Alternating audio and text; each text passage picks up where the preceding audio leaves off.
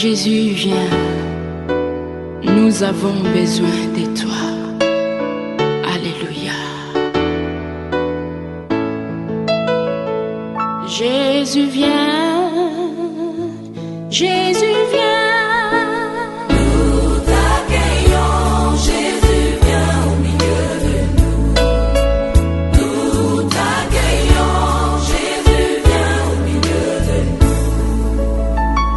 Saint-Esprit, viens, oui, viens.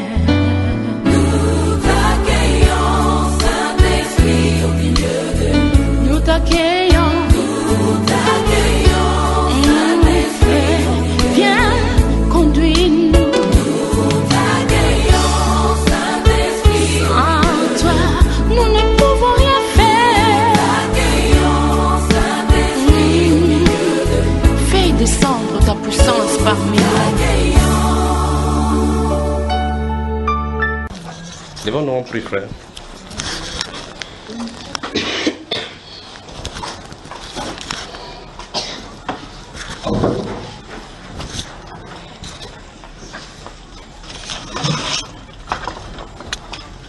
Que le Seigneur vous bénisse.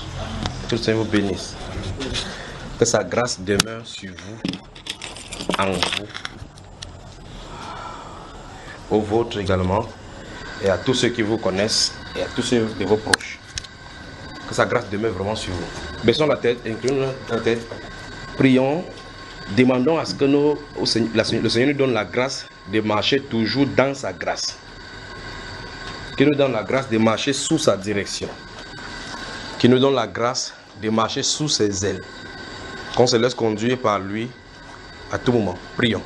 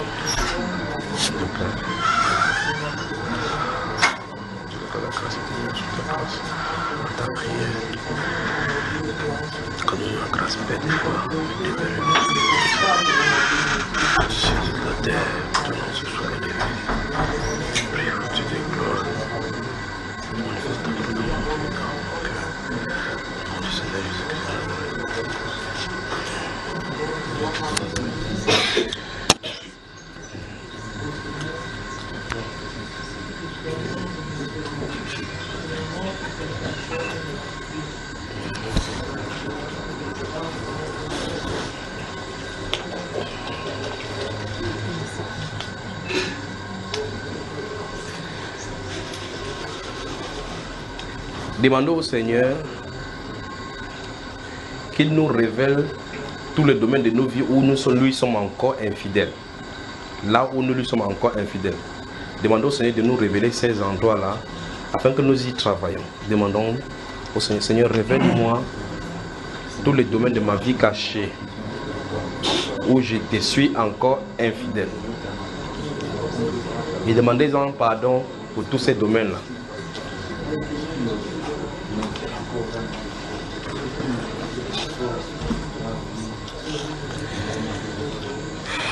Tendre Père, tu connais nos vies, tu connais nos cœurs.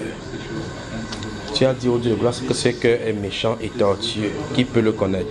C'est toi seul qui sonde les cœurs et les reins. Et quand tu entres en contestation avec nos Pères de gloire, il y a toujours à redire par rapport à notre marche. Nous prions donc Père de gloire afin que tu sondes nos cœurs ce soir encore. Tu sondes nos cœurs et révèle-nous Père de gloire les zones d'ombre, les zones cachées de nos cœurs, de nos vies, ces zones-là qui ne te glorifient pas. Père de gloire, ces zones dont nous sommes encore infidèles à toi. Donne-nous, Père de gloire, de marcher dans la sainteté, dans la droiture devant de toi. Donne-nous, Dieu de gloire, de marcher dans la vérité. Seigneur, ces lieux, les lieux sombres de nos cœurs, que ta lumière soit. Père de gloire, tu n'as pas changé, tu es le même hier, aujourd'hui, pour toujours.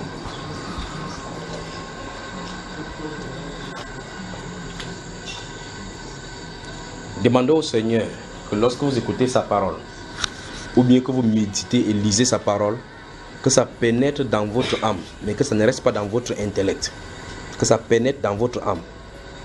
La Bible déclare, recevez avec douceur la parole qui a été plantée en vous, qui peut sauver votre âme.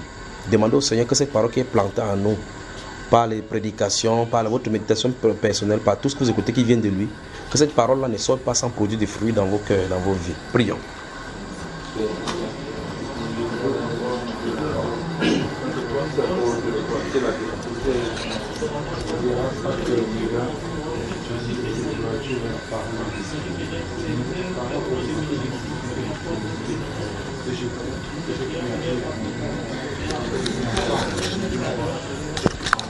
Père, tu n'as pas changé.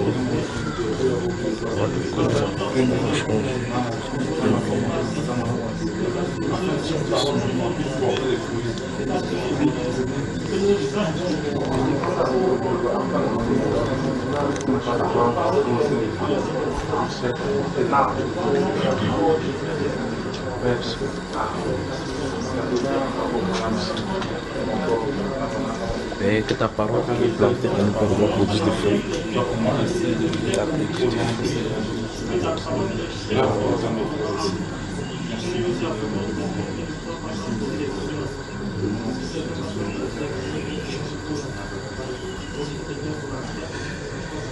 Que le Seigneur vous bénisse. Veuillez vous asseoir, veuillez vous asseoir. Alors que tu t'assois, tu dis seulement bonsoir à tous ceux qui sont aux côtés de toi.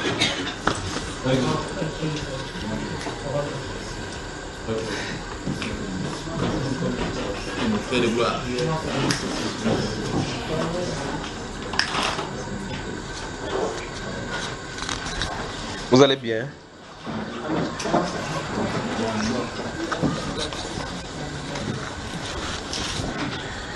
Vous avez des questions? Posez. Si on n'a pas de questions, on entre dans la parole, droit dans la parole, on travaille un peu. On a assez de temps aujourd'hui.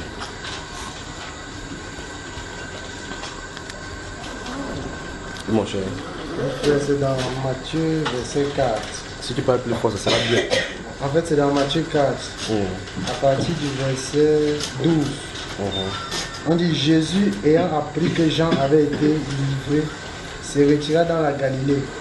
Il quitta Nazareth et vint demeurer à Capernaum, situé près de la mer, dans le territoire de Zabulon et de Nephtali, afin que s'accomplisse ce qui avait été annoncé par Isaïe le prophète. Le peuple de Zabulon et de Nephtali, de la contrée voisine de la mer, du pays au-delà du Jourdain et de la Galilée des gentils, ce peuple assis dans les ténèbres a vu une grande lumière, et sur ceux qui étaient assis dans la région et l'ombre de la mort, la lumière s'est levée. La question que je voulais poser, c'est est-ce que, puisque dans ce verset que j'ai lu, on parle de voir la lumière, voir une grande lumière, et en dessous on parle de la lumière qui s'est levée. La question que je voulais poser, c'est est-ce que c'est de la même chose dont on parle dans les deux? Absolument, c'est de ça dont il est question. Juste la lumière, quand la lumière s'élève, c'est l'arrangement qu'on donne. Maintenant, de l'autre côté, eux, ils voient la lumière qui est venue. Parce que là-bas, on donne le renseignement que la lumière, c'est une grande lumière, ils voient une grande lumière. Et là-bas, c'est ce qu'eux, ils voient. Donc, c'est des deux côtés. Quelqu'un doit raconter une histoire les concernant. Et puis, ce qu'eux, ils perçoivent. Regardez encore les deux. On dit,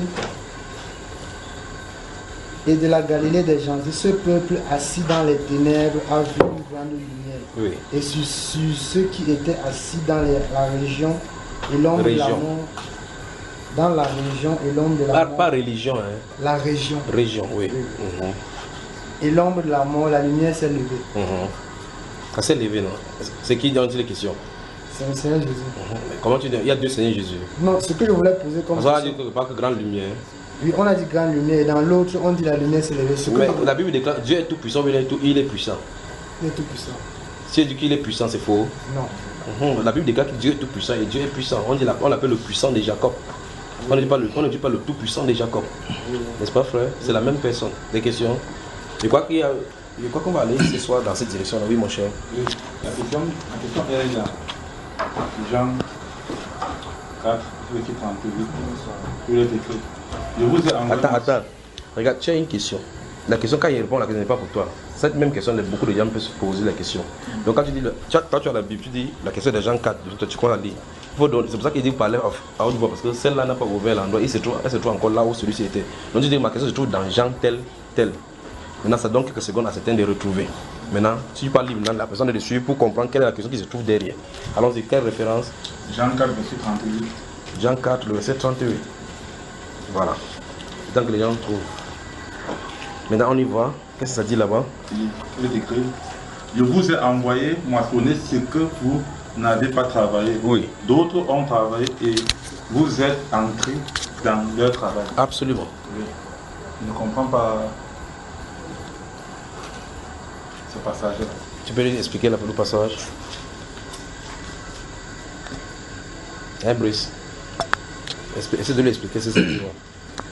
Bon, je vais encore relire. Je vous ai envoyé moissonner où vous n'avez pas travaillé. D'autres ont travaillé et vous êtes entrés dans leur travail. Ça veut tout simplement dire que... À haute voix, frère. Vous avez des problèmes pour parler à haute voix ici? Allez-y. Ouais, que si on répond à la question, maintenant celui n'a même pas encore la page.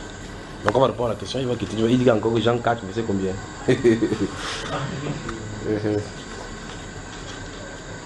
Voilà, allons-y. On y va. Ça veut tout simplement dire que les disciples du Seigneur Jésus-Christ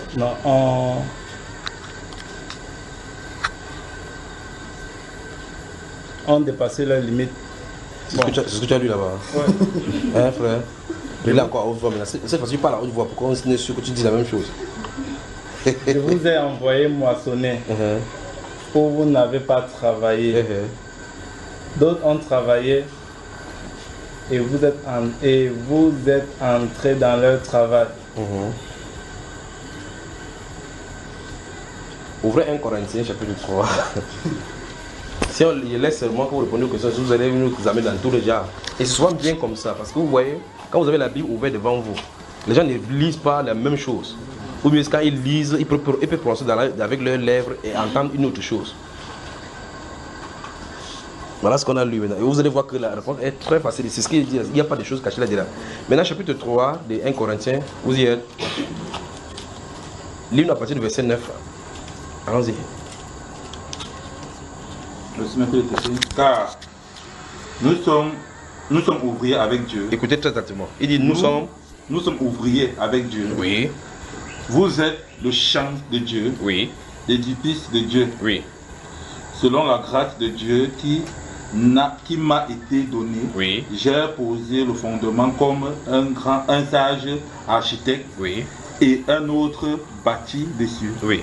Mais que chacun prenne garde à la manière dont il bâtit. Maintenant, remontons au verset 6, on s'arrête au verset 9, verset 8. J'ai planté, 1, Apollos a arrosé, 2, mais Dieu a fait croître. 3. En sorte que ce n'est pas celui qui plante qui est quelque chose, ni celui qui arrose, mais Dieu qui fait croître. Celui qui plante et celui qui arrose sont égaux. Vous entendez ça, hein? Maintenant, ici, merci frère. Ici, dans ces Jean chapitre 4, verset 38, le Seigneur Jésus dit dans le renseignement, si vous remarquez très attentivement, ça fait suite à l'intercation qu'il a eue avec la femme samaritaine, puis le fait qu'ils sont allés en ville pour prendre de la nourriture pour manger. Ils sont allés acheter des vivres. Quand ils rentrent de leur mission, ils trouvent que le Seigneur Jésus parlait avec une femme. Il s'est étonné de ce que le Seigneur Jésus parlait avec une femme. Mais quand ils arrivent sur la scène, ils sont en train de voir quelque chose. Ils demandent au Seigneur Jésus de manger. Le Seigneur Jésus dit que non, j'ai une nourriture à manger qu'on ne connaissait pas. Parce qu'ils connaissaient l'effet que la parole est en train de faire. Quand cette femme est en train de pour amener les gens et autres là-bas, c'est là où il a donné le renseignement que comme vous voyez comme ça là, vous êtes entré dans le travail des autres. Il vous a envoyé moissonner là où vous n'avez pas travaillé. Vous voyez cela, n'est-ce pas? Maintenant, ici, l'apôtre Paul nous donne le renseignement que vous êtes le champ de Dieu. Il parle de chrétiens. L'édifice de Dieu. Donc, nous, les êtres humains, quand on est sur la terre, on est la construction. Et il dit que voici ma tâche. J'ai posé la fondation. J'ai planté, mis la fondation. Apollos a arrosé. Donc, quand il fait la fondation, il quitte. Vous voyez cela? Apollo est en train d'arroser. Vous voyez que celui-ci est en train de venir dans le même champ, mais sans faire le même travail que celui-là fait. Il est entré dans le travail de l'autre. Vous voyez ce n'est-ce pas? Maintenant, la Bible déclare que les prophètes qui ont prophétisé à la grâce qui vous était destinée ont fait de ces saluts l'objet de leur envers. Il leur fut dit que ce n'est pas pour eux, qu'ils étaient des dispensateurs de ces choses-là, n'est-ce pas? Alors ça dit qu'il aurait été dit que annoncer telle chose, voici le moment qui va arriver. Ces prophètes-là ont fait, ceux-ci sont entrés dans le champ. Comprenez cela, n'est-ce pas? Et sur la terre, quand il était là, il a dit, heureux vos yeux qui voient ce que vous voyez, parce que plusieurs prophètes ont voulu faire, ils n'ont pas fait. Et heureux vos oreilles qui entendent ce que vous entendez, parce qu'ils étaient là, c'est eux qui étaient là, les premiers accidents de tout ce que les prophètes souhaiteraient, ils souhaiteraient, Abraham et les prophètes, tous les autres prophètes souhaiteraient être à la place de l'apôtre Pierre. C'est pour ça que Jean-Baptiste a dit dans le C de Jean chapitre 3 là que grande est ma joie et la joie qu'elle mène est parfaite. Vous voyez là, n'est-ce pas? Il dit que l'ami de l'épouse est à côté de lui, il entend cette voix-là, il est en joie à cause de cela. Alors, le Seigneur te dit que vous êtes entré dans le travail que l'Ancien Testament annonçait par les prophètes. Et dans le livre d'Actes chapitre 10, vous lisez Actes chapitre 10, verset 38, la Bible déclare que le Seigneur Jésus, vous savez comment Dieu a oint le Seigneur Jésus, comment il allait de lui en le faisant du bien, détruisant les œuvres du diable, parce que Dieu était avec lui. Vous voyez, n'est-ce pas? Et puis il dit maintenant que ce Jésus-là a ordonné de prêcher au peuple et attester. Il dit, tous les prophètes rendent de lui le témoignage. Donc les prophètes avaient annoncé ces jours-là. Rendent de lui le témoignage que quiconque croit en lui reçoive par son nom le pardon de ses péchés. Donc ils étaient sur la continuation des enseignements des apôtres, des prophètes. C'est de ça dont il est question dans Jean chapitre 4, verset 38. D'accord, frère? Quand vous lisez les Écritures, là, c'est pas compliqué, parce que vous avez commencé à compliquer, là, c'est compliqué. Vous allez avoir, vous n'allez pas avoir le problème. Mais si vous compliquez, là c'est pas compliqué, vous allez avoir le problème. Vous êtes entré dans le travail des autres. Je vous ai envoyé. Parce que dans Matthieu 22, on dit, la Bible déclare que je vous envoie, voici, il est écrit, je vous envoie le prophète, vous crucifierez les autres, vous lapiderez les autres. Il a envoyé le prophète. Quel est ce On dit que les prophètes ont annoncé ces jours. C'est ces jours-là. L'apôtre Pierre, la première prédication, j'espère a commencé sur ça. Il dit que c'est ici qu'accomplit ce que le prophète Joël avait annoncé au dernier jour. Voici ça que ça nous dit. Joël, lui, il a vu ça en vision comme un écran, comme vous voyez l'écran. Lui, il a vu ces choses arriver. Il a annoncé. Mais celui-ci a envie de vivre ce qu'il a annoncé. Des questions? Est-ce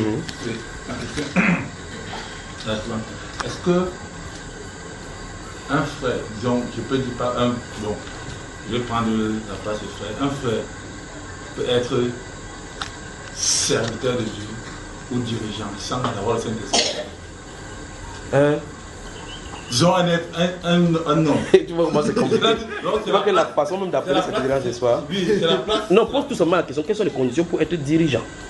C'est la seule condition. C'est là qu'il faut poser la question. Ne commence pas à dire que un, parce que tu vas avoir le problème. Parce que tu vas poser la question, je vais te dire que c'est celui que tu es un quoi? Un quoi, là, on dit. Un disciple. Un frère. Dis-nous alors, un quoi? Un disciple. Un disciple. Si on peut dire comme ça. Oui. Tous les disciples Seigneur Jésus-Christ ne sont pas des dirigeants. D'accord? Oui. Parmi les disciples, il y a des dirigeants. Bon, la question normalement oui. Est oui. Est-ce que quelqu'un oui. peut se mettre à enseigner la parole de Dieu? Oui. C'est-à-dire être un dirigeant oui. ou un serviteur de Dieu? Oui. D'après lui. Ou bien d'après, comme l'Assemblée peut-être aujourd'hui, et sans avoir le Saint-Esprit. Bon, maintenant, comment il se trouve dans l'Assemblée sans le Saint-Esprit? C'est pour ça que je vous pose cette question. Non, tu ne me poses pas la question, tu as de jouer avec moi. Je vous pose je vais vous poser. C'est votre question parce que. On va revenir sur une question que tu as posée. Moi, je n'oublie jamais. Tu sais que je n'oublie pas, n'est-ce pas? Toi, tu n'oublies pas. Je vais revenir sur quelque chose que tu avais dit ici. Et tu avais posé la question que qu'est-ce qui t'a amené dans les assemblées tu te souviens de ça, n'est-ce pas? On va encore y revenir là maintenant. Gloire à Dieu. Continue ta question, tu voulais dire quoi? Je demande cela parce que j'ai beaucoup de problèmes au niveau de. Quand on parle du Saint-Esprit, c'est un truc que je n'aime pas trop entrer dedans. Je veux que Dieu fasse son temps comme il aurait dit. Quand on parle du Saint-Esprit, ça dérange, n'est-ce pas? Quand on parle du Saint-Esprit. Parce que ça veut dire qu'on a plus reçu des enseignements où tu vois, on te confie selon la parole de Dieu que tu as le Saint-Esprit et tout. Oui. Bon, mon problème c'est comment quelqu'un peut-il être serviteur de Dieu sans avoir le Saint-Esprit? Voilà. Et l'enseignement qu'il donne à sa place. Mais quand j'ai eu à relire la Bible, là où Paul a rencontré les disciples de Jean-Baptiste, il n'a pas le Saint-Esprit. Mais la Bible, il enseigne avec exactitude. D'après ça. Donc c'est pour dire en clair que quelqu'un peut ne pas avoir le Saint-Esprit, il enseigne avec exactitude. Ça veut dire. Je suis troublé. Comment tu es troublé? Parce que tu viens de voir un cas dans la Bible, quelqu'un qui enseigne. Dans l'Ancien Testament, les gens enseignent pas quoi? Dans l'Ancien Testament. J'ai enseigné. Par quoi? On ne parle pas du Saint-Esprit là-dedans. Tu es sûr qu'on ne parle pas du Saint-Esprit dans l'Ancien On parle de Testament? l'Esprit de Dieu. L'Esprit de Dieu est différent du Saint-Esprit, frère. C'est le nom Saint-Esprit. Qui te dérange? L'Esprit de Dieu, oui. Donc si on n'appelle pas si dit le Seigneur, Oui. notre Dieu, c'est pas le Seigneur Jésus. Le Seigneur Jésus. C'est Le Seigneur Jésus. bon, le problème avec le Saint-Esprit, c'est parce qu'on n'a pas dit le Saint-Esprit dans l'Ancien Testament. Ouais. Pourquoi on l'appelle Saint-Esprit dans le Nouveau Testament? Parce que le Seigneur lui-même l'a donné le nom du Saint-Esprit. Donc le Seigneur lui a donné le nom de Saint-Esprit. Il a donné le nom du Saint-Esprit. Oui. Tu es sûr, frère? Tu es sûr que c'est Dieu qui a donné le nom de Saint-Esprit au Saint-Esprit? Celui qui apporte le nom du Saint-Esprit. Oui, mais est-ce que c'est le fait qu'il appelle le nom de Saint-Esprit, qu'on utilise le nom de Saint-Esprit dans le Nouveau Testament? La question que je te pose, c'est pourquoi dans l'Ancien Testament on ne l'appelle pas Saint-Esprit dans l'Ancien Testament? Pourquoi c'est dans le Nouveau Testament qu'on le voit sous l'appellation Saint-Esprit? Vous allez voir dans le livre de Psaume 51, c'est là où il fait mention de cela en disant que ne mérite pas ton esprit saint, pas Saint-Esprit, parce que c'est différent. Parce que Saint-Esprit est différent de l'Esprit Saint. Tu sais ça? Il ne veut pas dire que la personne est différente. C'est la même personne, mais l'appellation Saint-Esprit est différente de l'Esprit Saint. Tu sais ça, frère? Tu sais ça? Si tu sais, tu viens. Je suis au courant maintenant. Maintenant, tu es au Moi, je ne courant. peux pas faire. Ok, maintenant, je te pose donc la question. Pourquoi dans l'Ancien Testament, on ne l'utilise pas sur l'appellation Saint-Esprit? Je ne peux pas te répondre. Parce que pour le moment, je n'ai pas encore parcouru. Bon, on va prendre un exemple. On va prendre un exemple. D'accord? Vous pouvez permettre qu'on parle de la Bible là maintenant, frère? On parle. Ouvrez la Bible. Hébreu.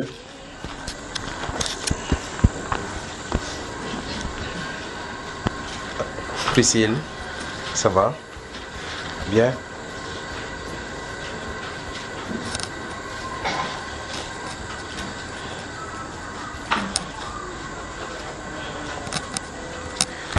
Ouvrez Hébreu chapitre 3.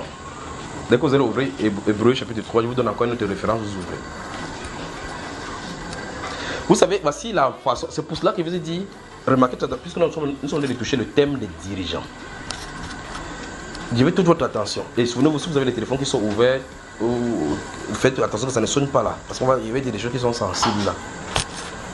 Quand on touche le thème dirigeant, vous pouvez prendre par exemple, vous savez, je crois qu'il veut prendre sur le cadre humain pour vous entendre. Il y a des enseignants de primaire. Il y a des enseignants. Donne son téléphone, vous enregistrez, vous mettez ici. Souvenez-vous, quand vous envoyez les téléphones, c'est pas enregistré, que ça ne soit pas sur vibreur ni sur sonnerie, vous mettez en mode avion d'enregistrer. Il y a des enseignants de primaire qui enseignent à ses enfants si 1 plus 1 égale à 2, ainsi de suite, ainsi de suite. Ceux-là sont passés par un style de formation appelé l'école normale des instituteurs. Ceux du secondaire passent par l'école normale des supérieurs. À cette personne-ci qui se trouve en train d'enseigner aux enfants de l'école primaire, se trouve il y a des choses que si celui des supérieurs lui donne, il pourrait ne pas trouver, comme le calcul. Parce que c'est niveau par niveau, c'est pas si tu comprends. Je me souviens une année, j'ai un frère qui est directeur, il est chambre de parlement, ça me revient là. À une année, je ne sais pas si c'est en 2007 ou bien 2000, je crois qu'il devait être soit en licence, soit en maîtrise. Je suis allé chez lui, et là, il corrigeait l'épreuve de CEPE, les certificats d'études primaires. Là, on avait donné un problème aux enfants, et il se pourrait que, je ne sais pas comment ils sont en France là, il se pourrait que ce problème-là, il n'y a pas de problème, c'est pas qu'on a créé le problème. C'est-à-dire que les exercices calculs là, on énonce ça sous forme de problème. C'est sous forme de calcul. Et ça se trouvait dans leur livre de l'école à l'école. Ce problème-là se trouve là, et apparemment derrière les livres se trouve la réponse. C'est-à-dire qu'on donne un problème quelque part dans peut-être le chapitre 2. Et à la fin du livre, on met chapitre 2, réponse de tel exercice, ça se trouve là-bas. Quand je viens là-bas, il donne ce problème que pardon, résous-moi ça. Vous savez, les gens sont malins. Quand il te pose le problème, c'est pas, il dit pardon, essaie de me résoudre ça. En réalité, ça avait créé problème au niveau de la correction du CPE. C'est-à-dire les inspecteurs pédagogiques se sont réunis. Ils ont trouvé que c'était bizarre. Mais pourtant, c'est venu à l'examen. Il me donne il sait comme je suis en train de venir. Il prépare, il fait comme s'il allait faire quelque chose. Il me donne le même exercice sans me dire ce qui s'est passé. Or, lui, il a le résultat qui est écrit dans le livre. Il s'attend à ce que seulement qu'il veut voir si c'est le résultat qui est là-bas. J'ai fait comme ça, il pose, il fait comme ça, il encadre le résultat. Enfin, c'est le corps primaire. Bon, il y a ces techniques. Même si il y a je peux regarder un exercice comme ça. Regarde, pendant que j'en ai parlé, j'en ai travaillé ça ici. La prière du cœur, ça n'a pas commencé aujourd'hui. Quand j'étais à l'école, je marchais comme ça avec les exercices sur le cœur. Toute une preuve, avec les données. C'est-à-dire quand vous savez, on donne la chimie, on dit que c'est elle, que la masse volumique de ceci c'est elle. Ça se trouvait ici là. Je marchais avec cela. Je marchais avec vous en causant, en me posant, le tableau était devant moi où j'écrivais. Juste parce que je voyais comment j'encadrais le résultat. Quand j'encadre le résultat, quand j'en se trouve, pom, je marche avec vous souvent, vous entendez, oui, j'ai trouvé. Les gens disent qu'il est fou, quoi. Du temps de résoudre mes exercices. Donc quand il a mis les là-bas, j'ai regardé, et puis j'ai comme ça là. Il donne la calculatrice, il me donne la calculatrice, il tape telle chose, il voit tout le résultat 9. Il a été scandalisé. Il dit, tu as fait comment pour trouver 9? Parce que dans le conclave, dans la réunion qu'ils ont fait, ils ont fait n'importe combien pas pour trouver le résultat. Or, le résultat que j'ai trouvé, c'est ce qui était derrière le livre. Maintenant, j'ai pris donc, j'ai commencé à poser. Il a croisé la main maintenant, il dit que, il a appelé 2 de leurs maîtres, que voici la chose, voici l'opération. Parce que la règle qu'on a dit à l'école primaire, il y a des choses qui sont des inversements. Mais il y a des règles mathématiques plus tard. Quand vous dites à l'enfant, par exemple, 1 moins 2, ça ne peut pas se faire. Ça ne se fait pas. Mais ça se fait. Quand on avance, ça se fait. Donc je vais dire que lorsqu'on a un maître à un niveau donné, il peut enseigner des choses qui sont vraies. Arrivé à un niveau donné, il sera coincé. C'est exactement comme ça que le Seigneur fait dans la parole. Tout le monde peut enseigner la parole sur le plan livresque. D'accord? On peut enseigner sur le plan reverse. Il y aura des endroits où vous allez lire d'où vient-il donc il y a des faux enseignements sur la terre.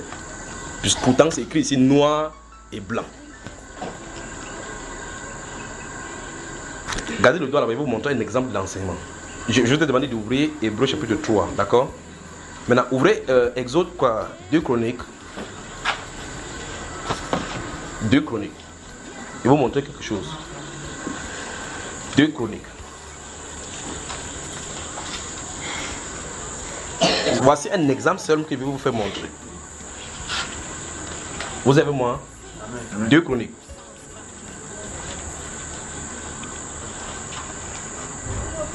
Deux Chroniques, chapitre 20. Lis le verset. Comment tu t'appelles mon cher? Je m'appelle Zaché Moïse.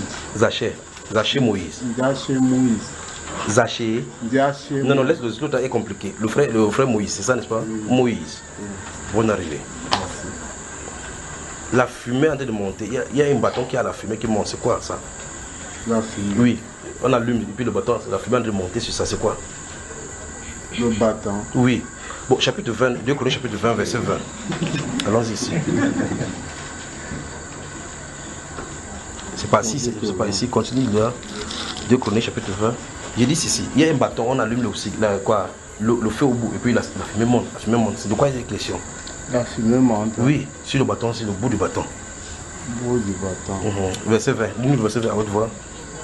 Verset 20.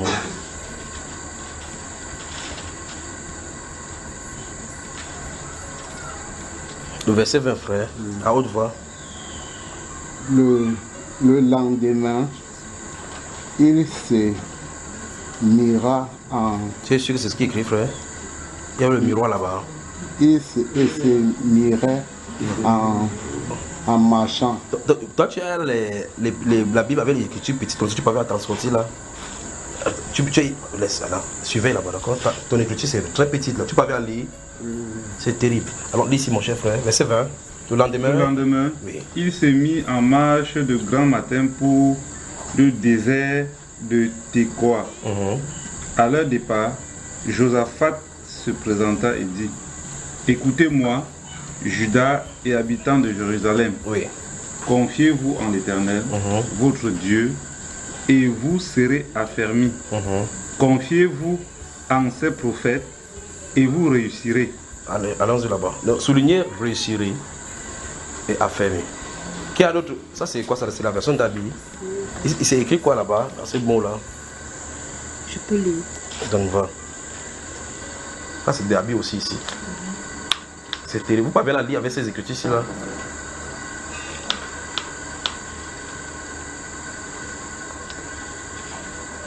Voilà.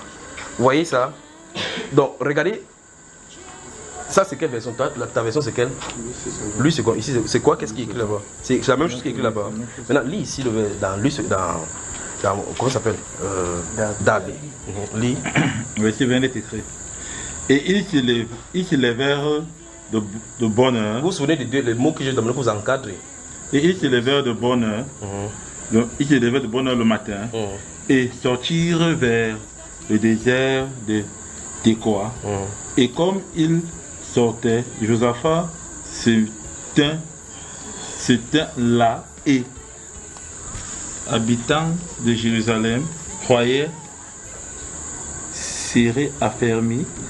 Tu as sauté, frère, c'est pour ça que ça t'embrouille comme ça. C'est trop petit. C'est trop petit, hein.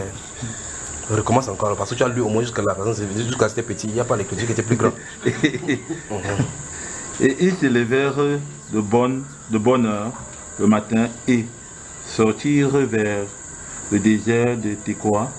Et comme ils sortaient, Josaphat se tint là et... Là, tu as de baisser le volume, frère. Qu'est-ce qui ne va pas? Se tint là et dit, écoutez-moi, Judas et vous, habitants de Jérusalem, croyez à l'Éternel. Non, regarde. Lorsque tu lis, vous ne lisez pas le ponctuation, ça ne donnera pas. Tu dis, et Josaphat se tint là-bas et dit, écoutez-moi, habitants de Juda et de Jérusalem. Il y a 2 points. Ces 2 points-là, en langue, on va ouvrir ce qu'on appelle les guillemets.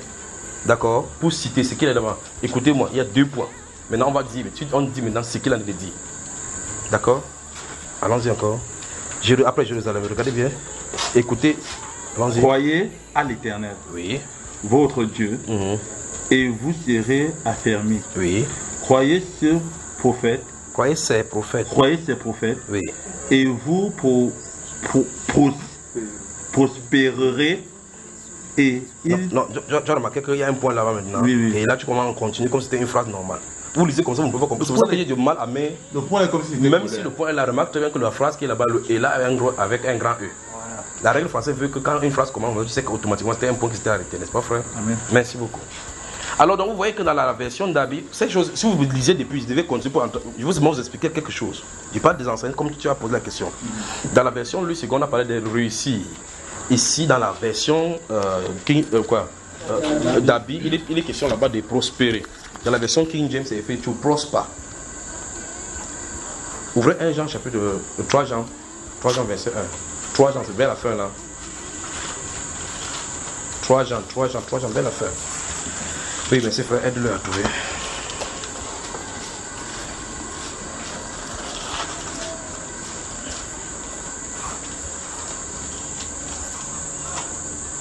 Allons-y encore, verset 1. L'ancien Agaius, le bien-aimé que j'aime dans la vérité. Maintenant écoutez le verset 2. Bien-aimé, je souhaite que tu prospères à tous égards et sois en bonne santé, comme prospère l'état de ton âme. Voilà. Vous avez vu ça, hein? Allez, soulignez prospère.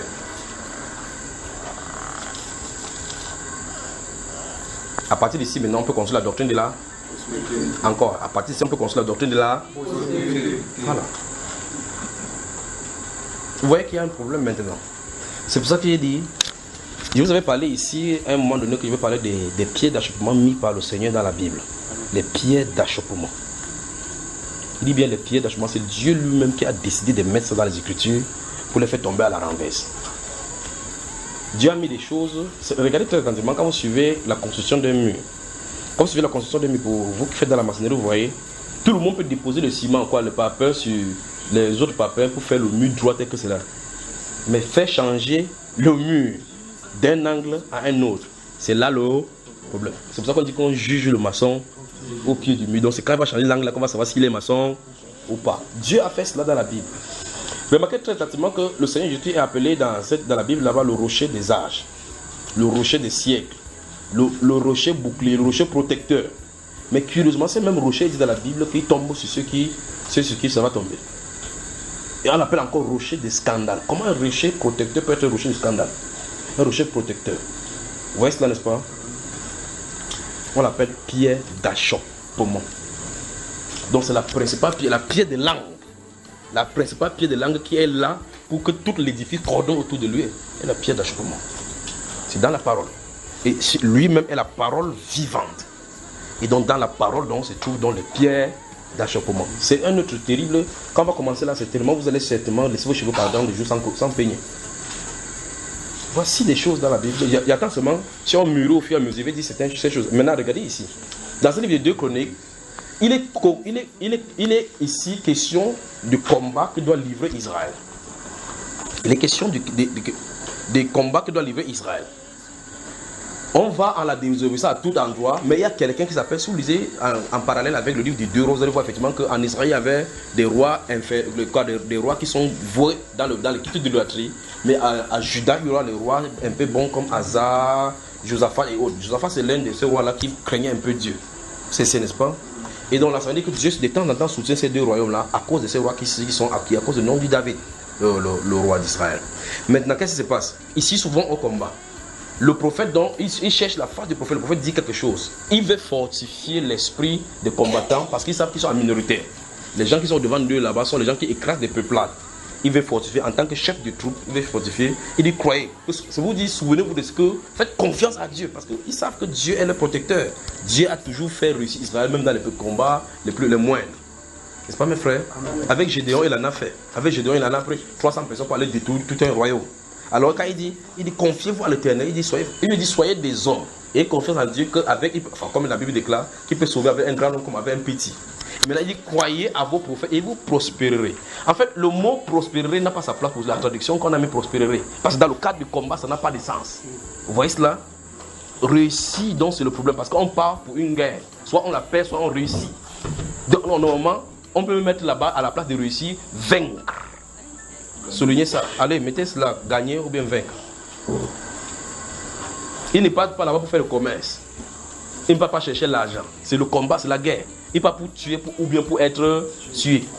Donc maintenant, si vous lisez, ce qu'il parle là, ce n'est pas dans 3 Jean, mon cher, je vais revenir.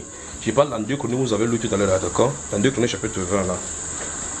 Dans 2 Chroniques chapitre 20, nous avons lu. Vous remarquez effectivement, quand vous allez mettre cette petite phrase là au bout, au-dessus de là où je vous demande de souligner ou d'encadrer là, on va relire la phrase que Josaphat sort de sa bouche. Pour que vous compreniez ce qu'on a dit. Il dit le fait qu'on a mis prospérer là-bas, c'est fait la scène que même si on veut dire n'importe quoi, on dit que voilà, c'est prospérer ou c'est pas prospérer. Oui. On ne veut pas comprendre ce que le prospérer voulait dire, il voulait par là dire, on ne veut pas comprendre. La doctrine de la prospérité est en marche. Maintenant, tu as mis ça, frère. Il y a 2 mots qu'on peut substituer là-bas. On peut mettre gagner, comme on peut mettre vaincre. D'accord? Maintenant, lis avec gagner d'abord. Allons-y. Ce qu'il a dit de sa bouche. Josaphat dit Jérusalem, il y a 2 points. Et puis il cite maintenant. Confiez-vous en l'Éternel, votre Dieu, et vous serez affermis. Oui. Confiez-vous en ses prophètes, oui, et vous gagnerez. Simple. Vous voyez, dans le contexte, on comprend clairement ce qu'il en avait dit. Parce que la guerre n'est pas à peine. Pour avoir cela, il faut s'appuyer sur Dieu pour aller combattre. Vous savez, n'est-ce pas? Maintenant, relis maintenant la même phrase en mettant maintenant l'autre mot. Confiez-vous en l'Éternel, votre Dieu, et vous serez affermis. Donc, affermis, vous pouvez mettre maintenant fortifié. Vous voyez, n'est-ce pas? Vous aurez de la force. D'accord? Confiez-vous en ses prophètes, oui, et vous vaincrez. Le frère Blaise, il ralentit comme ça pour un frère parce que le verbe vaincre, il ne connaît pas. Oui, il voulait que le frère Will l'aide à conjuguer. Le frère Will aussi, c'était, il veut entendre ça de sa bouche. C'est pas vrai, c'est parce que j'ai d'abord mis vainqueur, donc je cherche. Comment? C'est ça qu'il dit, non? Vous voulez dire que, et vous vaincrez. Que Dieu vous bénisse. Alors maintenant, je crois que l'une des fois, je crois en 2000 combien, c'est pas en 2013, on était ici, on travaillait ici. Je vous ai mis la vidéo pour ceux qui étaient ici en 2013, d'un monsieur qui s'est tenu là, avec le pied croisé comme ça, devant la télévision. Il dit empêcher quelqu'un de prospérer et vous allez l'empêcher d'être sauvé. En citant ce passage. On l'appelle Crefo Dollar. Donc le jour où il est né, son père a choisi le meilleur nom pour lui donner, c'est Dollar. Donc son nom même c'est Dollar. On est surpris qu'il aime l'argent.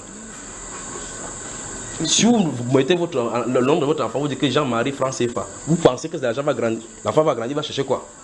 Je sais pas. Et par conséquent, celui-là, il va dans la Bible, il tourne seulement autour de ce qu'il y a. Même si ça dit prospérer, même si c'est prospérer pour le polo, il va parler de l'argent. Donc je crois que je vais vous mettre la vidéo, vous allez comprendre. Mais maintenant, qu'est-ce qu'il veut dire? Il veut dire, maintenant, s'il n'y a pas des enseignants, envoyez des dieux. On va dire cela, c'est écrit là, noir et blanc, comme vous avez vu prospérer. Mais avec les petites explications, vous avez donné que c'est en temps de guerre et voici ce qu'il a dit. Vous comprenez clairement ce qu'il a dit. Ça veut dire quoi? Ça veut dire que l'enseignement littéral de la Bible peut ne pas toujours être ce qu'il a dit littéralement. Vous comprenez cela? Et c'est ça que on va avoir tout à l'heure. Tout à l'heure, je vous ai demandé d'écrire, d'ouvrir Hébreux chapitre 3 et laisser ouvert. Je vais venir vous donner un autre passage en parallèle. Et souvenons-nous, c'est parti de ta question. Et puis je te pose la question, pourquoi Dieu, dans la Bible, dans l'Ancien Testament, on ne dit pas Saint-Esprit? Vous voyez, c'est dans le Nouveau Testament qu'on voit Saint-Esprit, Saint-Esprit, Saint-Esprit, n'est-ce pas, frère? Je vais vous montrer quelque chose dans la Bible maintenant. Si vous ne parlez pas, j'avance, je coupe, je quitte le terrain et puis je vais quelque part d'autre. Alors, maintenant, dans 3 Jean, verset 2, il dit, je souhaite que tu prospères à tous égards. C'est ce que nous avons lu dans 3 Jean, verset 2. Je souhaite que tu prospères à tous égards. Comme prospère quoi? Et que tu sois en quoi? En bonne santé. En bonne santé. Vous avez encadré quoi là-bas?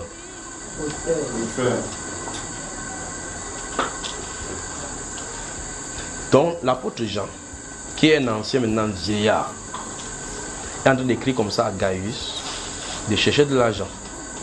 C'est ça le frère? Alors je pose la question, vous avez un prédicateur de prospérité là, vous lisez quoi dans ces versions juste?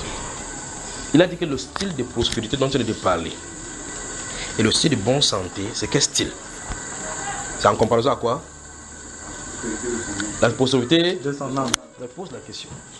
Comment l'âme prospère? Il faut poser cette question parce qu'il n'a pas parlé de n'importe quel style. Il dit que tu prospères à tous égards comme prospère l'état de ton âme. Donc l'état de l'âme de celui-ci est en train de prospérer. Vous comprenez cela, n'est-ce pas? Ok.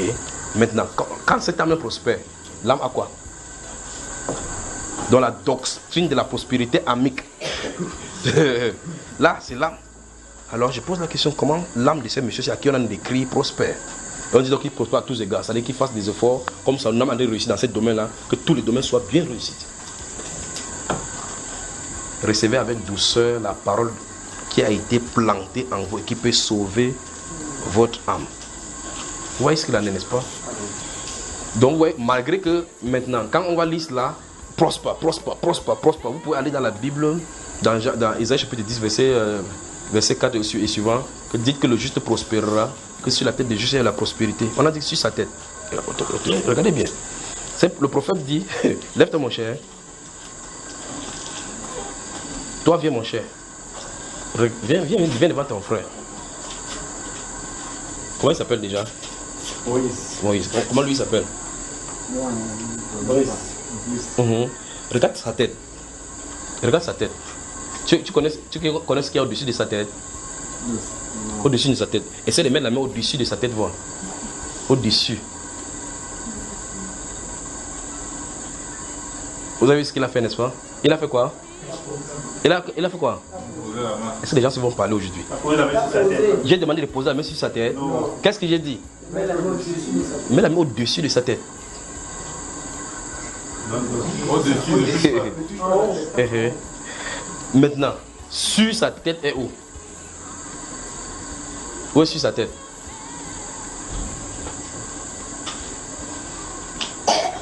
Asseyez-vous. Isaïe chapitre 10. Et Proverbe, notez Isaïe chapitre 10 et Proverbe chapitre 10. Je vais vous montrer quelque chose ce soir. Bonsoir donc et bienvenue.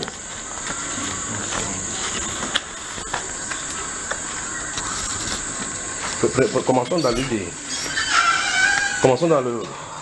des Proverbes. Notez Isaïe chapitre 10, vous allez lire cela. Proverbe chapitre 10. Notez Isaïe chapitre 10, vous allez lire ça. Je vais vous montrer quelque chose dans le Proverbe. Je lis. Proverbe 10.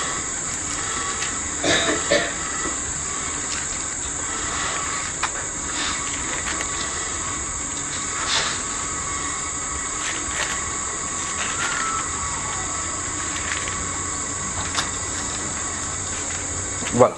Maintenant le verset 6, regardez ce qui est écrit dans votre proverbe. Regardez. 1, 2, 3, on y va.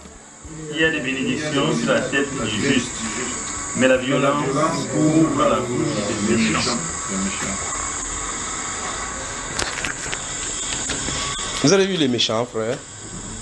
Vous avez vu ce qu'on appelle méchant sur la terre, un exemple de méchants à côté de vous? Vous avez vu quelqu'un qui est méchant à côté de vous? Je ne sais pas s'il pose des questions, vous m'entendez? Vous avez là vu comment leur bouche est couverte de quoi? De violence. Vous avez vu leur bouche qui est couverte comme ça, la violence couvre leur bouche comme ça. Il y a deux choses qui sont dites dans le verset 6, dans le verset 6 du chapitre 10 des Proverbes. On dit qu'il y a des bénédictions où? Sur la tête du juste. Vous remarquez très attentivement que en réalité, la doctrine de prospérité, c'est une tentative de dissipation des choses de l'enfant de Dieu. Parce que l'enfant de Dieu, lui, il a déjà cela. La Bible dit qu'il a ça sur sa tête. Je ne sais pas si vous saisissez. Maintenant, le Nouveau Testament explique ça dans Ephésiens chapitre 1, verset 3. Béni soit Dieu, le Père de notre Seigneur Jésus-Christ, qui nous a bénis de toutes sortes de bénédictions spirituelles dans les lieux célestes en Christ. Donc au-dessus de nos têtes. C'est toujours des bénédictions, effectivement. Donc vous ne pouvez pas faire autrement. Parce que ce qui est... Vous savez, vous voyez, dans des télévisions, on montre quelqu'un qui est sur le théâtre, il y a une lumière. C'est-à-dire qu'il y a un style de lumière comme braque sur la personnalité. Souvent, la scène est dans le noir. Et la personne qui a fait la scène, s'il va comme ça, on pointe la lumière au-dessus de lui. Voilà, comprenez cette image-là. Avec ce que la Bible dit, vous saisissez. Sur un sommet se trouve la lumière du juste qui le suit partout où il va. C'est ça que voici ce que la Bible, en réalité, en résumé, la Bible résume pour le juste. Parce que tout ce qu'il fait sur la terre est prospère. Maintenant, quand Joseph est sur la terre, remarquez très attentivement que Joseph, vous ne verrez pas une bénédiction, il ne porte pas une tenue de bénédiction, mais il part chez Potiphar, ce qui touche est béni. Parce que c'est lui qui porte la bénédiction. Le ciel a les regards sur lui. Quand il part en Égypte, ça pointe la lumière là-bas, il touche béni. La Bible déclare que Potiphar avait remarqué que tout ce qui touchait est quoi? Béni. Il a dit, ok, prends toute ma maison. Prends le champ qui est là-bas, tu as vu le champ qui va pas débrousser, débrousse. Sachant que quand il va débrousser, ça va donner la nourriture. Vous voyez cela? Même chose avec Jacob. Parce qu'il est de cette lignée-là. Quand il touche, ça réussit seulement. On lui confie des choses. Avez-vous vu, Jacob fait des confessions, des doctrines. Je suis prospère au nom de Jésus, prospère au nom de Jésus. Je brise le joug sur moi. Vous avez fait cela? Il est. Il y a l'état que vous ne pouvez pas forcer. Vous ne pouvez pas forcer pour être la lumière du monde. C'est un état. Mais je vais, frère. Vous ne pouvez pas forcer pour être béni. C'est un état. Parce qu'il est dit de toi comme ça. Ces promesses de Dieu-ci sont inconditionnelles. Parce que lorsqu'il a dit ici, il n'a pas dit ça en mettant des conditions dessus. Il y a sur la tête du juste des bénédictions. Les bénédictions sont sur la tête du juste. La question c'est, allons-y. Es-tu juste? Voilà la question. Donc voici la vraie question. Es-tu juste? C'est-à-dire que est-ce que c'est toi dont il est question? Comme vous disiez souvent 2 Chroniques chapitre 5, verset 17. On dit qu'il n'y a plus donc maintenant aucune connaissance pour ceux qui sont en Jésus-Christ. Non, c'est pas cela. Que si quelqu'un est en Christ, il est une nouvelle créature. C'est ce que la Bible dit. La question c'est, est-ce que tu es ce quelqu'un? Si c'est oui, il n'y a plus de choses, il n'y a plus ces anciennes choses-là. Toutes choses sont devenues. La parole restera vraie pour toujours. Pour toujours. Donc quand on dit par exemple, il n'y a plus de condamnation pour ceux qui sont en Christ. Ah, pourquoi je te condamne partout à tout? Es-tu en Christ? Tu es en Christ, le verset est vrai pour toi. Même si tu le veux ou tu ne le veux pas, c'est quand même vrai pour toi. Alors là, lorsqu'on a fait ces choses, lorsqu'on a construit toute cette doctrine démoniaque tout autour de la parole comme ça, on va dire maintenant il faut faire attention avec ta confession. Parce que si tu fais la confession comme ça, ça va faire que tu vas bloquer tes propres bénédictions. Allez voir Job, le voir, maudit ce jour de la naissance. Vous voyez cela? Périsse le jour. Maudit soit ce jour-là. Et que quand on a dit à mon parent qu'un enfant fils lui est né, n'est-ce pas? Que ça ne soit même pas inscrit dans les étoiles, que vous voyez ce qu'il en a de faire, frère. S'il y avait un prédicateur pentecôtiste modèle, il va dire, hey, Job, tu parles comme ça là, tu es en train d'attirer le malheur vers toi. Avant d'attirer le malheur revient là, il avait parlé comment? Avant que le malheur revienne, il parlait comme ça. Alors là, vous voyez effectivement que lorsqu'on ne lit pas la Bible de la bonne façon et qu'on n'est pas sur cette onction-là, vous allez faire dire à la Bible ce que la Bible ne dit pas. Le vrai problème, c'est que la construction de tes phrases et de tes pensées seront logiques. Mais ce sera logique dans le camp de la fausseté. Quand dans ce livre des Jean, chapitre 11, les Sanhédrin s'est réunis pour tirer la conclusion qu'il fallait lier Jésus et le tuer. Quand ils tiraient la conclusion, c'était une assemblée générale comme tout le monde. Ils faisaient ce genre d'assemblée pour délibérer, pour faire des choses souvent. Mais cette autre assemblée, c'était différent. Parce que c'était décidé dans le ciel du conseil pour pouvoir faire livrer Jésus. Et vous ne voyez rien. vous ne voyez pas qu'il est de notre avantage qu'un seul meurt pour tout le peuple. Regardez bien, il n'a pas besoin de dire cette phrase. Mais en disant cette phrase, il s'en est de prophétiser. Pour un seul meurt pour tout le peuple. Est-ce que les bandits qui mourraient vont mourir pour tout le peuple? Non. Qu'un seul meurt pour tout le peuple, que le peuple soit épargné.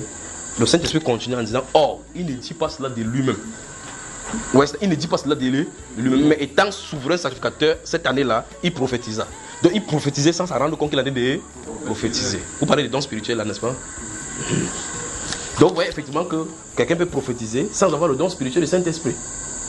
N'est-ce pas, frère? Tu vois qu'on a depuis la besoin d'aller dans ton raisonnement.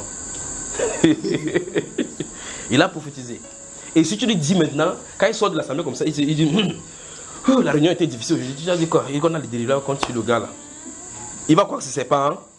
Le Saint-Esprit l'a utilisé sans s'en rendre compte. Sans qu'il se rende compte. Le Saint-Esprit fait comme il veut. Il prend ton corps, il l'utilise, tu fais ce qu'il a de faire.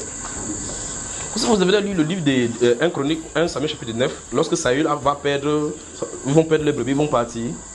Vous avez trouvé des jeunes filles qui étaient avec les cruches là, non? Où est le voyant? Il dit que monte, car vous n'arriverez pas, avant de vous le trouverez. Vous avez lu ça, frère? Elle est ici avec sa cruche sur la tête. On lui demande qu'il a dit que monte, vous le trouverez avant qu'il ne monte. Qui lui a dit qu'il va le trouver avant qu'il ne monte? Qui lui a dit ça? Quand dans la suite de la marche, il a trouvé avant qu'il ne monte, non, frère? La femme a puisé l'eau. Est-ce qu'elle savait qu'elle avait joué l'épisode de la Bible? Elle n'a pas fait comme ça avec l'eau. L'eau veut verser, il veut prophétiser. Ça lui passe attention. Ça sort tout naturellement. Voici donc pourquoi le don du Saint-Esprit et ses manifestations sont totalement différents et bizarres. Le Saint-Esprit peut venir parler et vous pensez que vous allez le faire. Prenez le cas de l'apôtre Paul. Lorsque l'apôtre Paul est dans la prison. Quand il est dans la prison, là, lié en prison, la Bible déclare qu'il savait effectivement que son sort, il doit aller à Rome, pas vrai? Le Seigneur vient là-bas, un ange du Seigneur vient lui dire, ne t'inquiète pas, il faut, comme tu m'as témoigné devant moi là, tu vas tomber aussi à Rome. Est-ce que quand le Seigneur lui parlait là-bas, il lui a parlé de guet à pince qu'on lui tend? Frère, faisons attention. Faisons vraiment attention. Un homme spirituel comprend tous les événements et les messages venant du ciel, quel que soit le canal. Un homme spirituel comprend le message venant du ciel, par n'importe quel canal qu'il le fait. Regardez bien que le Seigneur vient s'asseoir là, l'apôtre Paul est ici avec la chaîne. Il prend courage. Comme tu as témoigné, il faut que tu témoignes aussi à Rome. C'est ça, pas ça, frère? Là-bas, il ne lui a pas dit comment le processus va commencer pour qu'il aille à Rome. Maintenant, voici 40 personnes qui se réunissent. Frère, il veut que vous regardiez la Bible bien. Les gars, il y a un court garçon qui dérange. Vous savez que Paul était court, n'est-ce pas, frère? Il y a un court garçon qui dérange. Il s'appelle comment? Il faut qu'on le traite. Qui est prêt à jeûner parce que tant qu'on n'a pas mis le vie, on ne mange pas. Vous savez qui passait par là, frère? Vous savez qui passait à côté? La Bible dit c'est l'enfant de la sœur de Paul. Vous n'avez jamais lu ça dans la Bible? Amen. Qui a lu? Je pose la question. Qu'est-ce qu'il faisait là? Allons dans la Bible, lisons ça. Actes des Apôtres.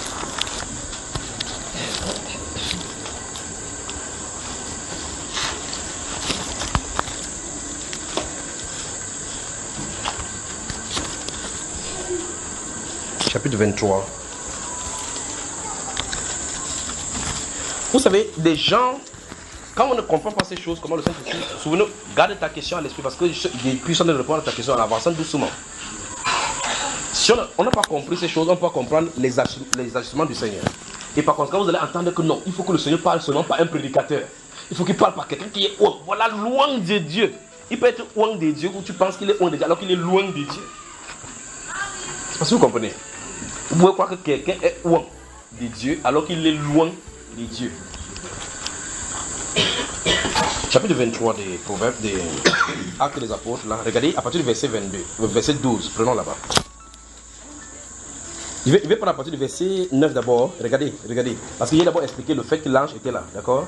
Le Seigneur lui-même là, regardez. Et quand je vais lire l'histoire des seigneurs, c'est là, il va encore m'arrêter, mon gars, dire autre chose encore. Il y a tellement de choses dans cette Bible-ci, ça, c'est terrible. Je crois que c'est mieux que les gens rentrent à la maison. Verset 9. Il y eut une grande clameur et quelques scribes du parti des pharisiens s'étant levés, engagés un vif débat et dit: nous ne trouvons aucun mal en cet homme. Peut-être un esprit ou un ange lui a-t-il parlé. Comme la discorde allait croissant, le tribun, craignant que Paul ne fût mis en pièces par ces gens, fit descendre les soldats pour l'enlever du milieu d'eux et le conduire à la forteresse. Écoutez très gentiment. Donc, quand tout se passe comme ça sur la terre physiquement, frère, dans tout le ciel, le trône, celui qui est assis sur le trône est en train d'observer l'événement. Il observe l'événement comme vous vous asseyez, dans un stationnement, vous allez voir la chose se dérouler. Maintenant, regardez sa réaction. Ça s'est passé dans la journée, n'est-ce pas? Regardez, allons-y dans la nuit. La nuit suivante, le Seigneur apparut à Paul. Souligner, ça veut dire quelque chose. C'est pour ça qu'il y a beaucoup de choses à dire dans cette Bible-ci. À ces siècles, c'est souligner, c'est l'avant d'avancer.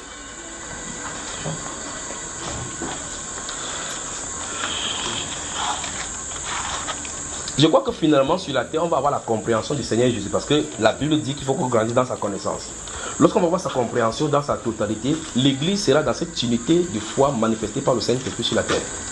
Maintenant, voici donc les gens qui disent que quand le Seigneur est monté au ciel, il allait une fois pour toutes, il a promis qu'il va revenir tout est le verra, il va venir dans le nuit, il va venir. Ici, qui est là, qui est venu à l'apôtre Paul? Quand il est venu, tout est là vu. Même les gardiens des prisons l'ont vu. Point, quelqu'un dit fais attention. Attention. Vous voyez, les gens, je dis ça rejoint tout ce que son invité dit là aujourd'hui. Quand quelqu'un va lire la Bible, il peut donner des enseignements bons sur l'enlèvement jusqu'à ce quel niveau. Après, il dit maintenant, comme mes frères, il y a des gens qui disent que Jésus est venu, qu'il a parlé à Yaoundé, il a apparu ici. Alors que la Bible nous dit qu'il viendra sur la terre. La Bible vraiment nous dit qu'il viendra dans les nuées, on le verra. La Bible dit ça. C'est ce qui est écrit. Mais la Bible nous enseigne qu'avant ça, il vient plusieurs fois. Voici un cas ici. Là. Soit entre les apôtres fausses, soit l'apôtre Paul a mal raconté son histoire, soit Luc qui a écrit ça était un faussaire. La Bible dit que la nuit suivante, le Seigneur, pas un ange, le Seigneur fait quoi? Fit quoi? Apparu. Donc il n'a pas envoyé un ange. Le Seigneur qui est mort sur la croix là, qui est monté au ciel, on voyait, qui a dit qu'il reviendra. La promesse, ça c'est les grandes promesses par rapport à sa réalisation de son plan. Les sous-plans, il n'a pas besoin d'entrer dans les détails. Il a dit qu'il reviendra dans les nuées, tout le monde le verra. Entre le moment où il monte et le moment où il descend, il ne t'a pas dit les petits plans qui vont passer par le milieu. Et ça, c'est ça qui crée. C'est pour ça que je vous ai dit parler des pierres d'achoppement. Le voici maintenant qui se présente à l'apôtre Paul. La Bible déclare, l'apôtre Paul parlant de lui, qu'après qu'il a été ressuscité, il a apparu à ses façons. Vous lisez 1 Corinthiens chapitre 15. Il a apparu à 500 frères. Et après à eux tous, il m'est aussi apparu à moi aussi comme un avortant.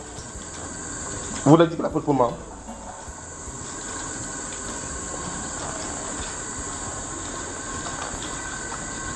Il parle pour moi. Non, il parle même pas pour moi pour commencer. Allez poser des questions. Il est quoi? Il est qui? La nuit suivante, le Seigneur apparut à Paul et dit: prends courage. Vous avez vu ça, n'est-ce pas? Ce n'est pas l'apôtre Paul qui raconte l'histoire. C'est lui qui raconte l'histoire que l'apôtre Paul a vécu dans la prison. La nuit suivante, le Seigneur apparut à Paul et dit: prends courage. De même que tu as rendu témoignage de moi, pour montrer clairement que c'est la personne qui dont il parle. Remarque, dans Jérusalem, il faut aussi que tu rendes témoignage dans Rome. Voilà le déjeuner, le tête-à-tête que le roi des rois vient voir faire un prisonnier. Voilà le tête-à-tête. Je ne sais pas si vous comprenez. Je ne sais pas si quand il lit ceci, vous savez ce que j'en ai dit. Il est question ici de quelqu'un qui se trouve en prison étant serviteur du Seigneur. Le Seigneur quitte le trône. Tenez votre attention. Le Seigneur quitte le trône et descend sur la terre. On s'attend à ce qu'il vienne libérer l'apôtre Paul. Il vient s'asseoir en prison avec lui. Vous voyez cela? Si tu traverses les eaux, je serai avec toi. Si tu traverses par le feu, je serai avec toi. Tu es en prison, il est avec toi, il dit: Paul, les gars là ont fait été aujourd'hui. Hein. C'était vraiment fort. Prends courage, d'accord? Et ne dis pas que je vais te sortir d'ici. Quand il fallait sortir l'apôtre Pierre, dans Actes chapitre 12, si vous lisez précédemment, vous allez le voir. Il a envoyé un ange est venu le faire sortir malgré qu'il y avait la geôle. Les geôliers là-bas, pas vrai? Dans Actes chapitre 16, c'est même poste était là-bas. Quand il fallait le délivrer, il a secoué la prison, les chaînes sont tombées. Jusque là, ils ne sont pas sortis parce qu'il y avait une âme à sauver là-bas. Pas vrai, frère? À d'autres endroits, on les a chicotés. Il a dit 5 fois, il a reçu 4 fois, 40 coups moins. Quand on chicotait comme ça, le Saint-Esprit ne mettait pas le gilet, pas des chicotes sur lui. On tapait ça, entrait dans sa chair. Il dit: waouh! Au ciel, on dit gloire. Gloire. Chaque coup, pas waouh sur la terre, gloire au ciel. Ici, le Satan dit: waouh! Waouh! Au ciel, c'est gloire! Gloire! D'accord, frère? Si nous souffrons avec lui, nous régnerons avec lui. Et donc là, je vais regarder ce verset 11. Voici déjà des versets qui me plaisent dans la Bible. De voir comment le Seigneur participe à notre souffrance sans faire état de cette souffrance. Il n'a pas communiqué sur quoi que ce soit qu'il a souffert.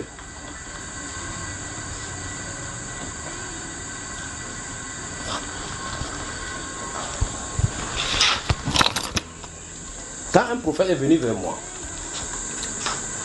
et il voulait m'enseigner sur la médisance et les moqueries qu'on en fait sur les prophètes sur la terre, par 3 ou 4 reprises, ce qui sont de vous dire, c'est la première fois qu'il le dit. Je vais seulement dire comme ça, il clore le chapitre. Ça peut aller dans tous les sens, que ça peut aller. Je ne mentionnerai pas le nom de ces prophètes. Alors, il s'est présenté là, il m'a amené. Dans ce temps-là, vous savez, les gibecières, il y a un style de sacoche qu'on porte comme ça. Là. On a cousu ça des côtés comme ça. À l'intérieur, il y a des provisions. On met les provisions en marche. Vous parlez de l'enseignement de Dieu. C'est un enseignement sans parler, mais avec des symboles tout simplement. Il ne décrivait pas des symboles. Voilà comment l'enseignement se produisait. Alors, j'ai vu ce prophète-là, vous le connaissez. Il est là-dedans. J'ai vu ce prophète-là passer. Il s'est tourné vers moi, il a dit viens. Il venait. On ne parle pas là-bas, on ne parle pas. Il n'y a pas une voix qui soit sortie. Donc il parle, moi j'entends, et puis il avance. Quand on a avancé dans ce que vous avez vu dans la Bible, là, dans sa moquerie qu'il a été fait là-bas, on a avancé, on a traversé. Ce groupe de personnes ici étaient de ce côté-ci, à sa droite, en train de se moquer de lui. Apparemment, eux ils ne me voyaient pas. Ce groupe, enfin, c'est l'histoire biblique, parce que quand vous voyez dans l'histoire biblique, je ne suis pas là. Mais dans cette histoire-là, j'étais là-dedans, caché et invisible. Mais eux, ils ne me voyaient pas. Mais le prophète regardait l'événement, j'ai regardé l'événement et j'ai compris le pourquoi j'étais là. J'ai dit, regardez Actes chapitre 23, verset 11, c'est ce que le Seigneur fait. Il entre dans votre vie, dans votre situation. Il ne vient pas pour enlever cette situation, parce que cette situation, c'est pour sa gloire. Est-ce que vous saisissez, frère? Vous m'entendez?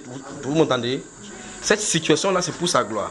Et donc, lorsque l'apôtre Paul est là enchaîné, les autres qui sont à l'extérieur, qui sont les chrétiens, vont commencer à dire, ouais, Seigneur, aie pitié de l'apôtre Paul. Le Seigneur, entre-temps, pendant qu'on prie le Seigneur, il n'est pas au trône. Il avait l'apôtre Paul là-bas en train de communiquer avec le Seigneur, enlève-le de la chaîne, Maintenant, ce prophète-là avançait. Quand je vais se raconter pour le premier jour, pendant qu'il traversait cette zone-là, ces gens essaient de ce côté, de se moquer de lui. Si il prononce les moqueries, vous allez savoir de qui ils sont de parler de la Bible et l'endroit. Donc, il se moquait de lui en parlant ces choses. Quand on a traversé cet endroit, j'étais sidéré. J'étais sidéré de son calme et de son imperturbation. Écoutez-moi très attentivement. Il y a des enseignements dans la Bible que si le Saint-Esprit ne fait pas traverser au travers de votre âme, vous allez lire sur le plan biblique, vous ne pourrez jamais appliquer. Parce qu'il faut la force du Saint-Esprit derrière ces préceptes. Vous avez vu ce qu'il dit là? Il faut la force du Saint-Esprit derrière ces préceptes. Il y a des choses dans la Bible que vous pouvez mettre naturellement en pratique. Il y a des choses où le Saint-Esprit doit venir entrer en action. Maintenant, quand j'étais tenu là-bas, je voyais ces choses, j'étais sidéré du fait qu'il passait imperturbable. Malgré ce que je voyais là. J'étais là, j'étais, vous savez, enfin, si vous me connaissez, je devais aller là-bas les taper bien pour qu'ils comprennent qu'on ne doit pas dire ces choses à un vieillard comme ça. Et puis, il continue seulement sans être perturbé. Enfin, pour lui, regardez, vous savez, vous êtes ici, on vous fait le raillerie à haute voix. Et vous entendez. Vous êtes là sans perturbation, vous entendez continuer votre chemin. Et j'étais là derrière lui, avec le même style de GBCR. Je le suivais à ses traces. Il devait mettre les pieds là où il met les pieds. Il devait marcher comme il est en train de marcher, sans faire état de cela. Donc le scénario c'était de... Puis quand on est arrivé à cet endroit là, quand il s'est tourné, il a dit, tu as vu par où je suis passé, fais comme j'ai fait. Vous voyez cela, frère? Mais regardez ce que l'apôtre vit ici. Il est en train de vivre un événement qui va le conduire certainement à la mort. Mais le Seigneur vient au milieu, s'assoit à côté de lui. Verset 11 encore, verset chapitre 23. La nuit suivante, le Seigneur apparut à Paul et dit, prends courage. Si le Seigneur apparaît, remarquez, il ne donne pas de renseignements à l'apôtre Paul qu'il arrive le soir. Il apparaît ce moment où vous le voyez tout ce moment là-bas. Il apparaît et dit, prends courage. Car de même que tu as rendu témoignage de moi dans Jérusalem, il faut aussi que tu rendes témoignage dans Rome. Maintenant, si vous lisez, oh mon Dieu, si vous lisez ce qui s'est passé, on a arrêté l'apôtre Paul là-bas. On l'a balancé devant le prétoire et au là-bas, on le justifie. Si vous prenez depuis chapitre 21, il dit comment il a apparu. Regarde, remarquez très attentivement. Pour le prédicateur, nous voilà dans ta réponse. Pour le prédicateur moderne, comme je suis allé en Côte d'Ivoire, quelqu'un m'a posé la question que toi, dis-nous, quel style de message tu prêches à l'extérieur? Quand tu pars partout, tu prêches quel message? J'ai dit, je n'ai pas de message. Je prêche la Bible. Il est resté debout, il m'a regardé comme ça, que, hein? Tu prêches pas le message. L'autre a dit qu'il prêche le lundi contre l'église catholique parce que c'est la mère. Mardi, il prêche contre les évêques évangéliques parce que ce sont ses filles. Vendredi contre les musulmans, ainsi de suite, ainsi de suite. Voilà le message. Donc chacun a sa stratégie. Moi, je n'ai pas de message. Je me tiens là, je prêche ce qu'il va dire. Maintenant, regardez l'apôtre Paul et je regarde ce que la réaction du Seigneur Jésus. Si vous lisez les versets précédents, ou bien le chapitre précédent, là où on l'a attrapé, vous allez remarquer seulement là où il a parlé. Regardez l'appréciation du Seigneur Jésus-Christ à sa prédication. Il dit, prends courage, car de même que tu as témoigné de moi. Donc Jésus-Christ dit que le témoignage là, c'était suffisant pour moi. Mais la prédication n'était pas conventionnelle. Les prédications qu'il a faites depuis qu'on l'a arrêté n'étaient pas conventionnelles. Pas d'introduction. Il faut prêcher le Jésus ressuscité pour appeler les gens à la repentance. Les parler, que la parole entre droit dans leur cœur. Il faut les menacer pour qu'ils voient que l'enfer arrive. L'apôtre Paul n'a pas dit ça. Mais Jésus est venu dans sa prison et dit que prends courage. De même comme tu as témoigné de moi dans Jérusalem, il faut que tu témoignes de moi dans Rome. Ça veut dire que la prédication de l'apôtre Paul était complète selon Jésus. Tu vois ça, frère? Mais maintenant, qu'est-ce que le prédicateur aujourd'hui qui est profiné par les évangélistes vont dire non, toute bonne prédication doit viser à toucher le grand nombre. Il faut que tu te fixes les objectifs. Que quand il prépare ma prédication, il faut qu'il touche les femmes enceintes. Il faut que ça porte sur l'amour pour que les gens soient touchés. C'est toi qui en as arrangé le Saint-Esprit là, n'est-ce pas, frère? C'est toi qui en as arrangé le Saint-Esprit. Mais le Saint-Esprit vient, il se tient là. Il dit que mon témoignage que tu as fait là, c'était bon. Maintenant, j'ai rentré seulement, lisez depuis le chapitre 20, parce que le chapitre 20, il donne les adieux aux anciens. Donc, nous sommes au chapitre 23, donc lisez le chapitre 21. Où les disciples vont l'accompagner, ils vont pleurer même que qu'est-ce que tu fais là? Il va me dire qu'est-ce que vous faites là? Depuis le moment où on les a arrêtés jusqu'ici. Et voyez ce qu'il a fait comme prédication. Regardez la prédication du Seigneur Jésus.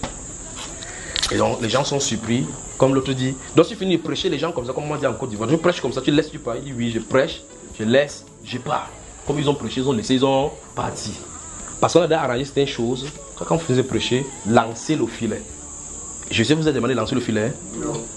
Il a dit c'est le royaume de Dieu qui est semblable à un filet qu'on lance. Quand tu as dit de prêcher le royaume, le filet est lancé. Quand tu prêches, le filet est lancé. Ça attrape qui savait attraper. C'est pas que tu dis, il n'y a pas un moment où on a dit que non, maintenant. Qui veut donner sa vie à Jésus et lancer? On dit qu'il dit c'est ça le filet. C'est pas ça le filet. Non. C'est ce que tu en as parlé qui est le filet. C'est ce que tu en as parlé qui est le filet. On avance.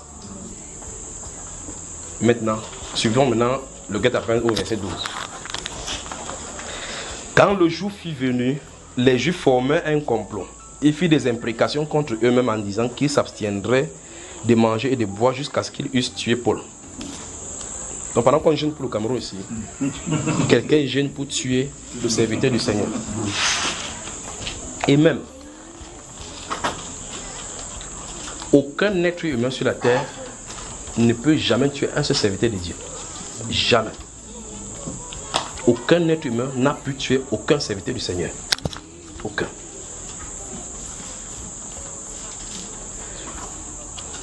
Écoutez très attentivement ce que je viens de dire. Et gardez bien si ça l'esprit. Aucun être humain sur la terre n'a pu tuer un seul serviteur de Dieu sur la terre depuis que la terre a été créée. Aucun. 1. Ils feront seulement ce qui est écrit de lui. 2. Ils feront après qu'il ait accompli exactement ce qu'il est censé faire. 3. Quand ils auront fini de faire cela, c'est le moyen de sortir par rapport à leur ministère. 4. Quand ils ont fini de faire ça, le fait qu'ils soient absents n'empêche pas que le message soit passé.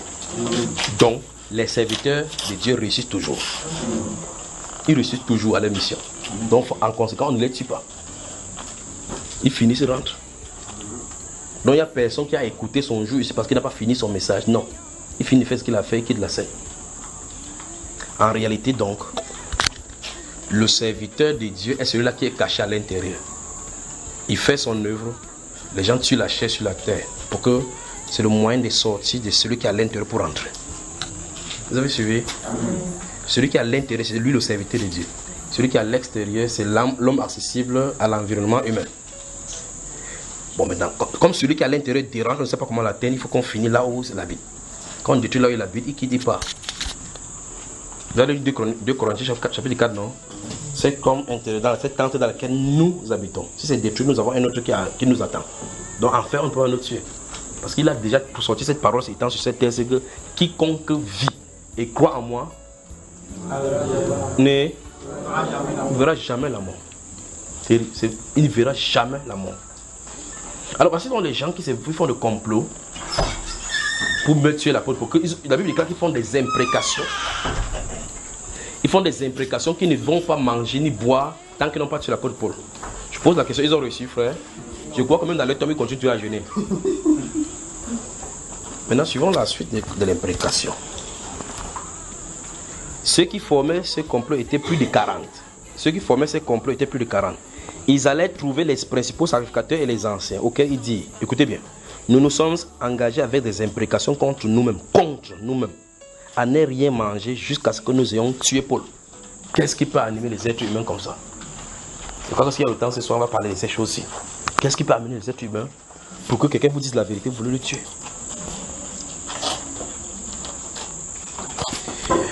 Verset 15. Vous donc, maintenant, adressez-vous avec le Sanhédrin au tribun pour qu'il l'amène devant vous comme si vous vouliez examiner sa cause plus exactement. Et nous, avant qu'il approche, nous sommes prêts à le tuer. Ça, ce sont les êtres humains. Ils doivent être influents dans la société pour aller voir le Sanhédrin et avoir les relations, parce que c'est pas un prisonnier ordinaire. Et les sacrificateurs, les sacrificateurs, les Sanhédrins du peuple, ce ne sont pas les gens qui... C'est pas chacun des gens vulgaires du peuple qui peut les approcher pour les donner ce genre de choses. Donc ça va être des gens hautement bien placés dans la société, n'est-ce pas, frère? Maintenant, la Bible déclare, verset 16. Écoutez, le fils de la sœur de Paul, ayant eu connaissance du guet-apens, alla dans la forteresse en informant Paul. C'est là où je voulais en venir, par rapport au Saint-Esprit. Cet enfant, il faisait quoi là-bas dans la réunion là? Il faisait quoi pour comprendre qu'on avait tué Paul?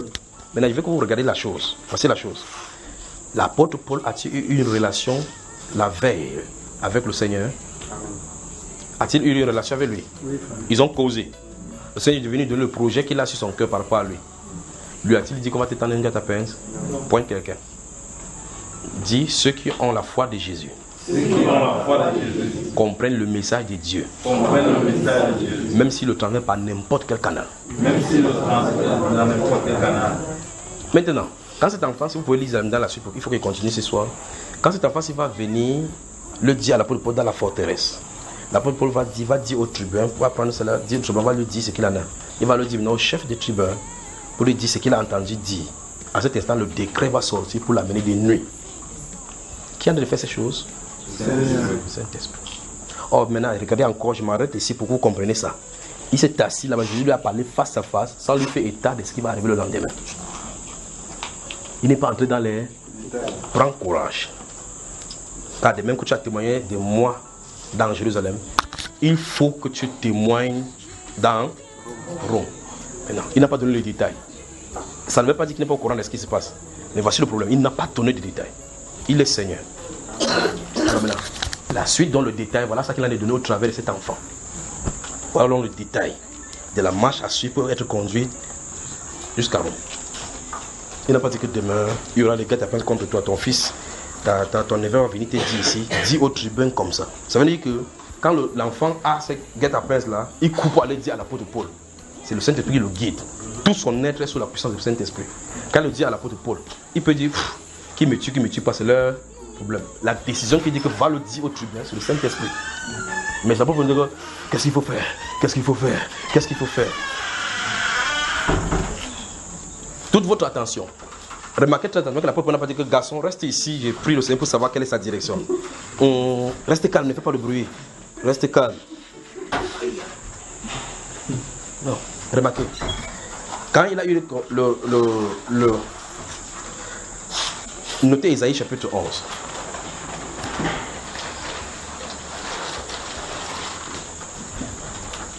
Vous avez là suivi l'esprit des forces. Vous avez suivi ça? Hein? Bon, maintenant, est-ce que vous avez là suivi l'esprit des conseils? L'esprit des conseils, vous avez suivi ça? Alors, lorsqu'il se tient là-bas, quand le garçon finit de dire, il dit que va dire ça au tribun, ce que tu as raconté, va dire ça au tribun. Enfin, amène ce jeune enfant pour qu'il dise ce qu'il a vu, ce qu'il a entendu. On l'amène là-bas. Quand le tribun vient, il écoute. Frère, il peut ne pas croire que demain il va voir pourquoi on va prendre des dispositions. Mais la décision pour l'entraîner avant, c'est divine. Le trouvé n'est pas que je sens ton Dieu me toucher. Je sens ton Dieu me toucher.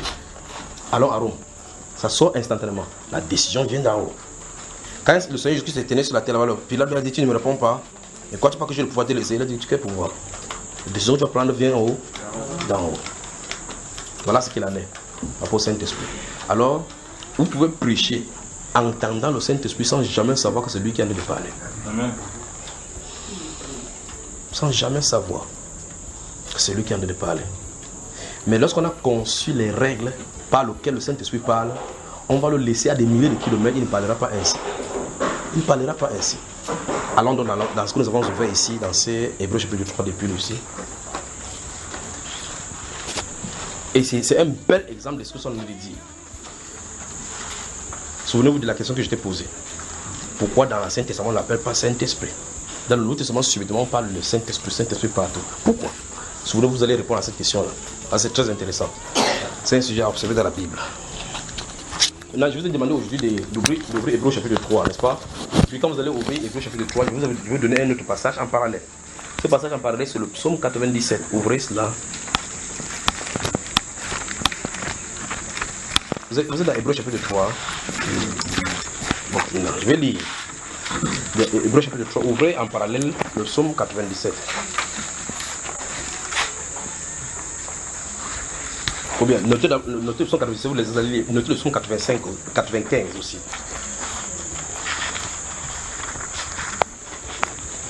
Vous y êtes tout le monde.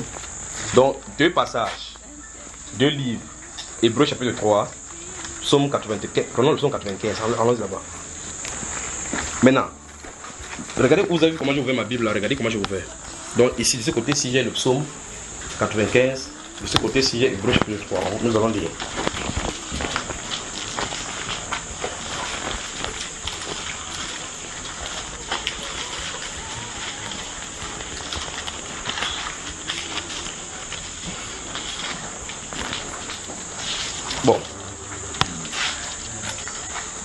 Bon, maintenant, Hébreux chapitre 3, regardez le verset 7. C'est un verset parmi tant d'autres. Je vais vous en citer. Dieu voulant ce soir, regardez. C'est pourquoi, verset 7 de Hébreux 3, vous y êtes tout le monde. Amen. Je vais tout votre regarder. Regardez. Hébreux chapitre. Oh mon Dieu. Vous voyez chaque fois ces choses. Notez.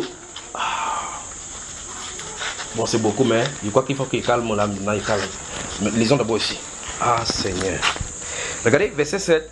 C'est pourquoi, selon ce que dit. Ce que dit, souligner le Saint-Esprit.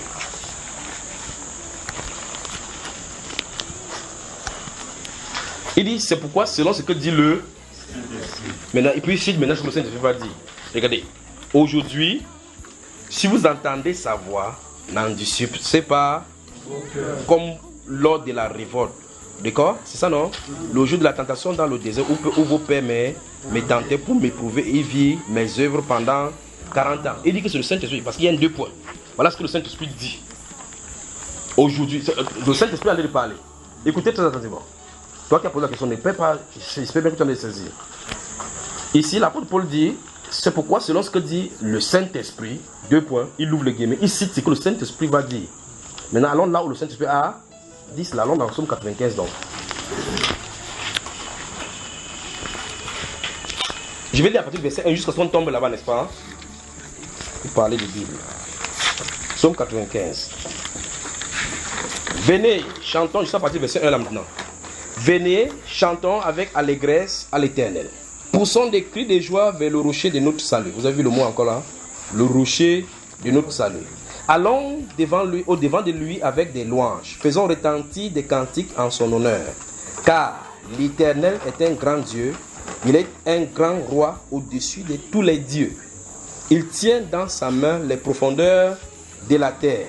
Et les sommets des montagnes sont à lui. La mer est à lui. J'ai fait exprès de lire depuis le début. La mer est à lui. C'est lui qui l'a fait. La terre aussi. Ses mains l'ont formée. Venez. Prosternons-nous et humilions-nous. Fléchissons le genou devant l'Éternel, notre Créateur. Car il est notre Dieu et nous sommes le peuple de son pâturage, le troupeau que sa main conduit. Oh, si vous pouviez écouter aujourd'hui sa voix. N'endurcissez pas vos cœurs comme à Mériba, comme à la journée de Massa dans le désert, où vos pères me tentaient. Vous avez vu ça, frère? On est tombé exactement dans ce que l'apôtre Paul vient de dire. Maintenant, Qui est en train de chanter ici? Psaume 95. Physiquement, qui est en train de chanter? David. Ok. L'apôtre Paul dit que c'est qui est en train de parler?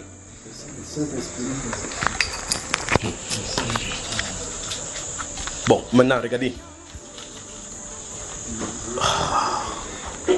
Regardez. Nous sommes ici, nous sommes assis en assemblée là maintenant. David est assis là avec sa cymbale. Il dépose le doigt, il fait brum, il ferme les yeux. Subitement, cette mot aussi sort de sa bouche. Pendant qu'il a chanté, on dit David est inspiré. Hein? Le gars s'y chante bien. Frère, qui a de parler? Il a la chair d'épaule, frère. Ses cheveux se sont dressés. Vous entendez dans le verset là? Non. Mais qu'est-ce que le Saint-Esprit dit dans Hébreux, chapitre 3? Il dit c'est pourquoi, selon ce que dit qui? Il n'a pas dit David. Bon, maintenant, quand nous lisons là, vous avez vu, on a dit Saint-Esprit dit ceci.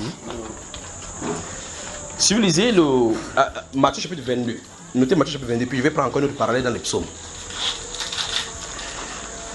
Notez Matthieu chapitre 22, je vais dire ce qui est écrit là-bas, vous allez rechercher ça par la suite.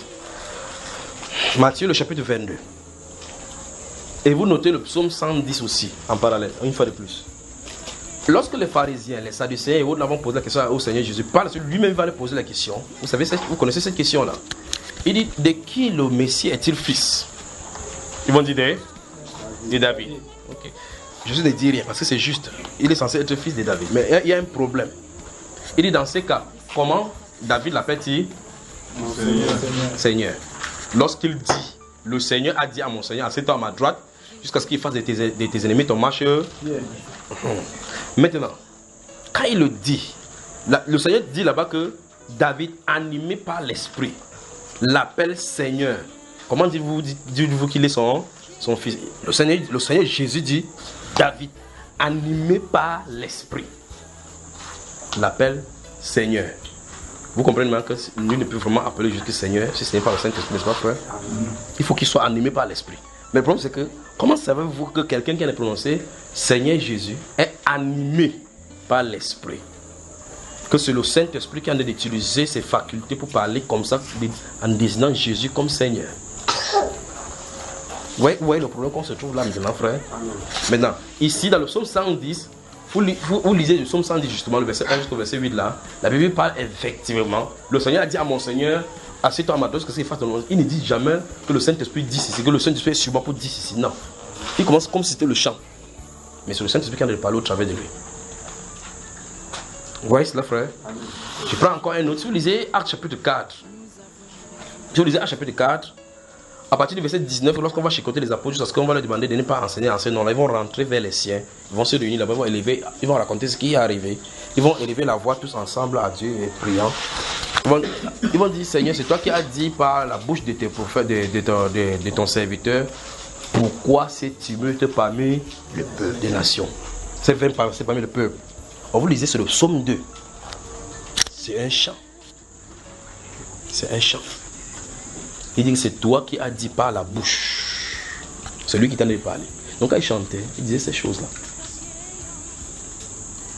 Donc le Saint-Esprit a été toujours là depuis la création, sans être appelé Saint-Esprit.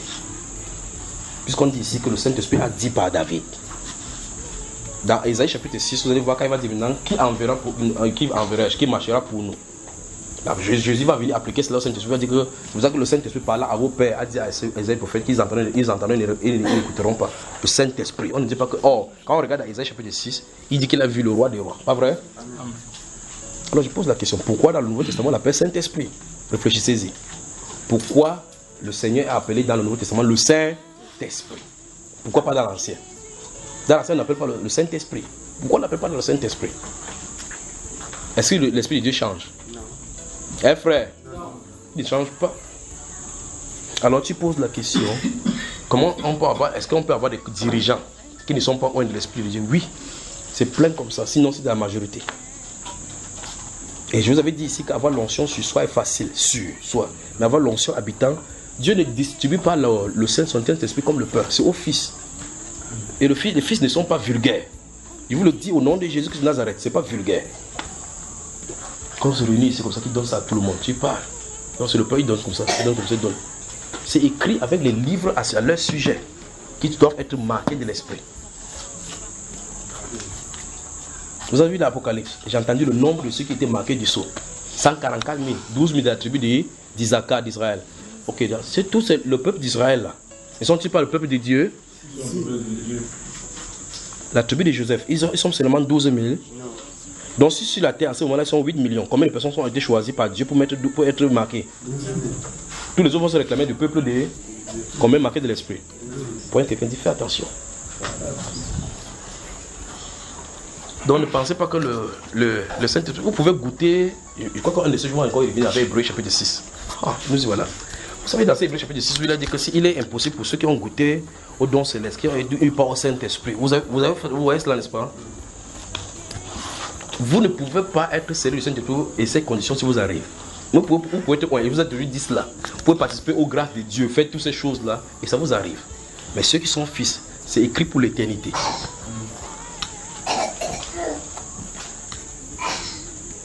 Donc, on peut avoir des dirigeants non loin de l'Esprit de Dieu qui enseignent bien jusqu'à un certain niveau. Il y a même des pasteurs qui ont fait les écoles théologiques qui n'ont jamais lu toute la Bible, même une seule fois. C'est dit ça, frère. Mais qui ont des différents thèmes qu'on leur a donnés, livre après livre. Semaine, premier niveau, le Saint-Esprit, grand 1, la nature, grand 2, les différents attributs, les différentes appellations. On leur donne le verset biblique qui concerne ça dans la Bible. Ils lisent là, ils partent dans la Bible. Il ne lit pas dans la Bible pour aller là-bas.